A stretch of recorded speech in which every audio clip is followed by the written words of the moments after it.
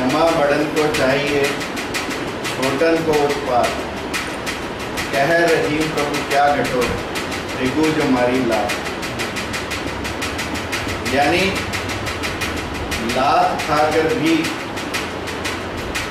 प्रभु के जो शब्द निकले वो ये शब्द थे कि हे ब्राह्मण देवता, कहीं आपके कोमल पांवों को मेरे लोह स्वरूप वक्ष स्थल से कोई हानि तो नहीं पहुंची। ऐसा उद्गार कोई कमजोर व्यक्ति नहीं दे सकता। ऐसे उद्गार एक शक्तिशाली व्यक्ति के ही हो सकते हैं, क्योंकि विनम्रता गहना ही शक्ति का, अहिंसा गहना ही शक्तिशाली पुरुष का। इसलिए हमारे अंदर अहम के स्थान पर विनम्रता का भाव जागे, हमारे अंदर क्षमा का भाव जागे, ये नितांत आवश्यक है। और महर्षि भृगु की कथा एक ऐसी कथा है जो हमें केवल ये बताती है कि क्षमा बड़े व्यक्ति का गहना है, क्षमा शक्तिशाली व्यक्ति का गहना है। यदि क्षमा भाव हम अपने अंदर नहीं रखेंगे तो हम कभी महान कहला ही नहीं सकते। और इसीलिए इसी क्षमा भाव को देखकर ही जब ये चुनना था कि ब्रह्मा, विष्णु और महेश में से कौन सर्वोत्तम है, किसकी पूजा प्रथम की जाए, तब भृगु ऋषि ने तीनों ब्रह्मा, विष्णु और महेश के पास जाने के पश्चात ये कहा कि भगवान विष्णु ही सर्वप्रथम वैष्णवों के पूजनीय है। भगवान ब्रह्मा की पूजा ऑफकोर्स मंदिर तो कहीं नहीं मिलते, परंतु पुष्कर में भगवान ब्रह्मा की पूजा की जाती है, उसकी अलग कहानी। भगवान शिव के लिंग की पूजा सभी स्थानों पर होती है, परंतु भगवान शिव की साक्षात मूर्ति काशी में विद्यमान है। और भृगु संहिता तो 50 लाख लोगों के भविष्य के बारे में बताती है। महर्षि भृगु ने स्वयं केवल 5 लाख कुंडलियों की रचना की थी, 5 लाख जीवात्माओं की कुंडलियों की रचना की थी। और भृगु संहिता उनके शिष्यों द्वारा बनाई गई, जिसमें 50 लाख लोगों की कुंडलियों का वर्णन है। अब प्रश्न सबसे पहला ये है कि मानो तो माँ गंगा, ना मानो तो बहता पानी। जो लोग इन चीज़ों को मानते हैं या जो लोग विश्वास करते हैं या जिन लोगों ने इनके अंदर चीज़ों को देखा है, वो लोग आपको कह सकते हैं कि जो महर्षि भृगु ने कुंडलियों की रचना की वो कोई कहानी नहीं है, वो एक सनातन, एक शाश्वत सच्चाई है। मैंने अनेकों उदाहरण देखे हैं होशियारपुर के, और अनेकों उदाहरण देखे हैं ताम्रपत्रों के महर्षि अगस्त के, जिनमें जो कुछ अक्षर लिखा वो सत्य है।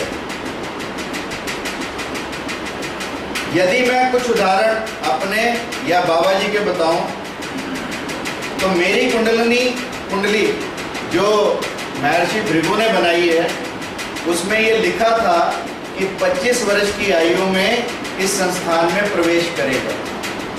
और मेरी आयु 25 वर्ष थी जब मैंने इस संस्थान में प्रवेश किया। That was year 89। और आगे लिखा था 35 वर्ष की आयु तक अपने प्रयासों से इस संस्थान को ख्याति तक ले जाएगा। और जब मेरी आयु 35 की थी, मतलब it was year 99, that was probably the golden era from 89 to 99 of progress in this institution. और उसके बाद 99 के बाद we had a severe setback. All the institutions here were closed by one stroke of the government. We fought it out and we continued to fight it for 5 years. And time will tell we were successful or we were unsuccessful. But yes, when I was to join in this institution, I had 5 offers with me and they are still with me. They are written offers. One was to join the Rohtak Medical College. Second was to join the Civil Hospital at Darnall. Third was to join the Lady Hardinge Medical College. Fourth was a contract posting in All India Institute of Medical Sciences. And fifth posting was a Baba Masnath Institution. Each and everyone in my family and in my friend circle and in my teacher circle opposed my joining Baba Masnath Institution. As is the case also today. Whosoever comes to join, people tell him, where are you going? So, against all odds, against all oppositions, and against my family, I joined this institution. Because there was, now I can realize, I can say retrospectively, that there was some force which was attracting me towards this place. And I came and joined this place very happily. And I have been happy since then. You see, but this also I came later to know that there was something like Kundali written out for me. And that was also in Bhrigu Sangeeta. This was a chance detection when I accompanied Babaji to Hoshiarpur. Babaji is a usual visitor to Hoshiarpur, and one day he also took me along. I also went to Hoshiarpur. Bhrigu महाराज के मैंने दर्शन किए, मैंने माथा टेका, तो कहते हैं प्रश्न ऐसे ही लग जाता है जो जाकर माथा टेका। मेरा भी प्रश्न लगा और मेरे भी जवाब निकल आए, और उन जवाबों में ये जवाब था जो आप सबके सामने। इसी तरह से मैं चेन्नई गया, ताम्रपत्र देखे, अंगूठे के निशान से। उन्होंने मुझे मेरे पिता का नाम बताया, मेरी मदर का नाम बताया, मेरी वाइफ का नाम बताया, मेरे बच्चों का नाम बताया। I was surprised, I was amazed. And whatever they told me, the past is 100% correct. I do not know about future, but I know about whatever I have lived. That I can firmly say, and whatever was written up to that date, that was 100% correct.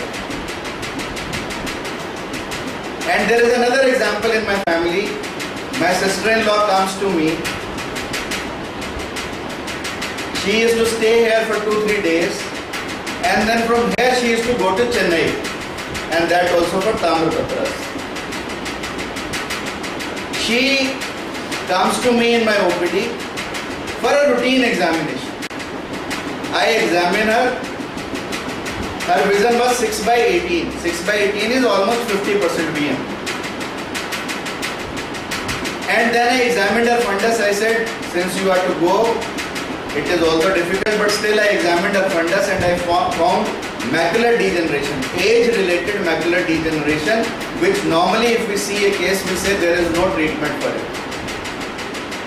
But since she was a family to me, I wrote few empirical medicines and then asked her to continue with these medicines for 6 months and let us re-examine you after 6 months. Now she goes to the Tamrapatra people, and apart from whatever other things she got, she also got one thing, that she is suffering from eye disease, and the treatment which she has started, she will be alright. And now after 6 months she comes to me.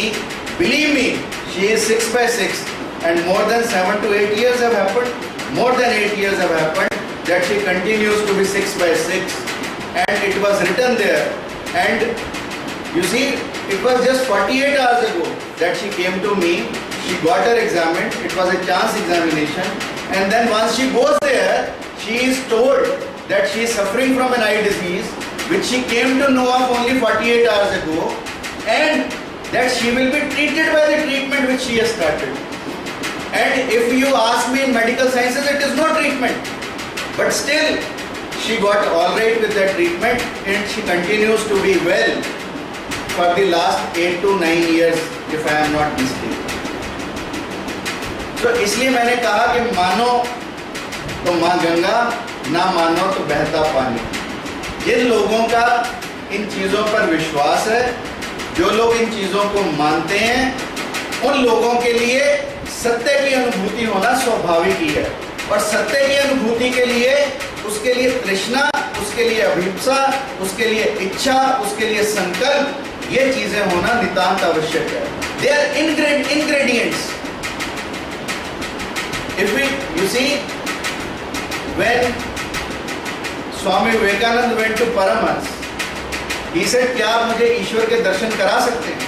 उसने कहा हाँ बिल्कुल। उसने कहा कैसे? कैसे? जैसे मैं और तुम मिल रहे हैं। तो उसने कहा यदि इतना आसान है तो सब लोग क्यों नहीं ईश्वर के दर्शन कर लेते? If it is so simple कि आप मेरे को जैसे मैं और आप कर सकते हैं दर्शन, तो क्यों नहीं बाकी लोग कर लेते? तो परमहंस ने कहा कि तेरे जैसी अभिप्सा के लोग नहीं होते, तेरी जैसी इच्छा के लोग नहीं होते, तेरी जैसी तृष्णा के लोग नहीं होते, तेरी जैसे संकल्प शक्ति के लोग नहीं होते, इसलिए वो परमात्मा के दर्शन नहीं कर सकते। परमात्मा के दर्शन वही कर सकता है जिसके अंदर सच्ची इच्छा और सच्ची अभिप्सा, जिसके अंदर तक जलन होगी ना, और वही सक्सेस के साथ है। जिसकी तड़प अंदर तक होगी वही व्यक्ति सफल हो सकता है, वही व्यक्ति कामयाब हो सकता है, उसी का जीवन सार्थक हो सकता है। अन्यथा सफलता के और क्या इंग्रेडिएंट्स हैं?